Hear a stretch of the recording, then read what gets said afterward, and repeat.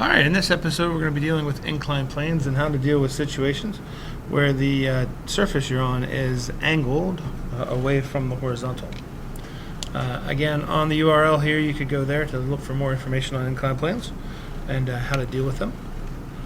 Now, quick review, the normal force is always perpendicular. So we're talking about normal in terms of its geometric position.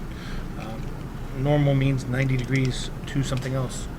So the normal force is always perpendicular to the surfaces. If an object is on the surface, the normal force will be equal to the force of gravity only in certain cases.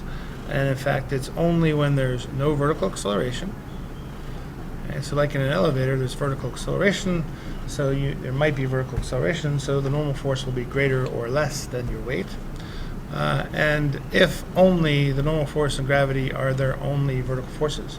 If you're pushing down on a handle, you're going to increase the normal force. If you're pulling up on a rope as you move something, you would tend to reduce the normal force because you're going to be lifting the object off the ground.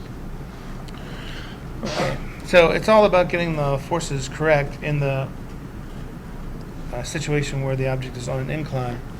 Now, gravity always points straight down. So if we have a picture like this when we're on an incline, the force of gravity is still straight down. It does not adjust because the surface is different.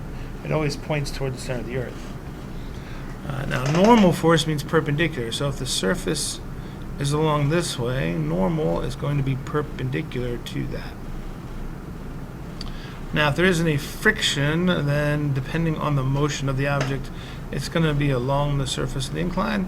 If you're pulling something up the incline, it would be downward. If it's sliding downward, it would be up. It'll be directional based on the motion or attempted motion. If you apply a force, you can push up the incline, you can pull down the incline.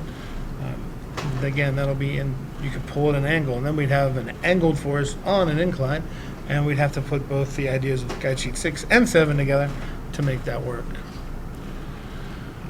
Alright, so when we do encounter just like with regular two-dimensional work, whenever you encounter this uncooperative force, we're going to turn it into its two perpendicular components. We're going to use SOHCAHTOA to do that. In this case, the uncooperative force is actually gravity. With inclines, essentially what we want to do is tilt the xy axis so that the x is down the incline like so, and the y is perpendicular to the incline like so. By tilting the axis, now the gravity is not along x or y, so we're going to have to change it. We're going to get rid of it and replace it with its two components. Now, the thing that makes all that relatively simple is that the angle of the inclined mains with the horizontal is going to be equal to the angle within this force triangle here. They are similar triangles, and similar triangles have the same angles. So this angle is 90 degrees, this angle is 90 degrees. This angle would be equal to this angle. You can see they're both along the other side of this line. And then this angle is therefore going to be equal to this angle. So as long as we know that, it makes it relatively easy. If I'm going for the parallel portion of your weight, it's on the opposite side of the triangle.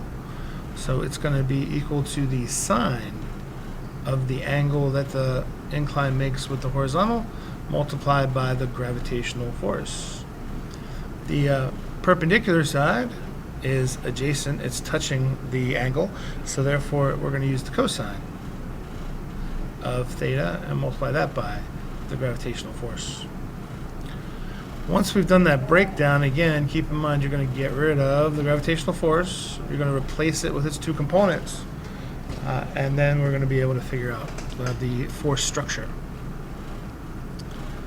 Now, in general terms, if we want to keep the object at rest, and we're using friction to do so, as in this free body diagram. Again, this force is not actually, it's actually there, it is the force, but the ones we're considering for our analysis are these two. If we don't want the object to be at rest, then these two, in what is now our x direction, have to cancel out. And these two, which is now in our y direction, have to cancel out. To stay at rest, all the forces must add up to 0. So that means these two groups are going to have to be equal to each other. Now, if the object moves with constant speed, assuming it's moving along the straight line of the ramp, then again, all the forces have to add up to 0. So the parallel force and the frictional force are equal to each other, and the normal force and the perpendicular force are equal to each other. Now, if we're accelerating down the incline, that means we're going to need an unbalanced force. The forces will not be equal to 0, and since we're accelerating downward, and net force and acceleration are in the same direction, then we're going to have a greater parallel force than the force of friction. Now, as we're moving on a surface, if we assume that we can't go into the surface or fly up off of the surface, then these two still have to maintain an equality. Otherwise, we'd accelerate upward or accelerate downward into the plane, and we don't want that to happen.